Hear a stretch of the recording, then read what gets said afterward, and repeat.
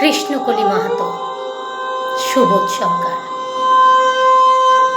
মা, আমি তোমার কৃষ্ণকলি মাহাতো, MA, PhD। আমি যার কাছে PhD করতাম সেই প্রফেসর আমাকে রায়চকে নিয়ে যেতে চাইলেন। আমি বললাম, কেন? রায়চকে কেন?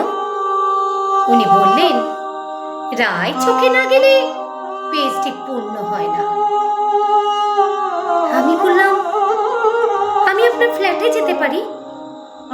উনি আঁতকে উঠে বললেন, না না, আমার বাড়ি না। আমার PhD 1 বছর পিছিয়ে গেল। আমি ফোন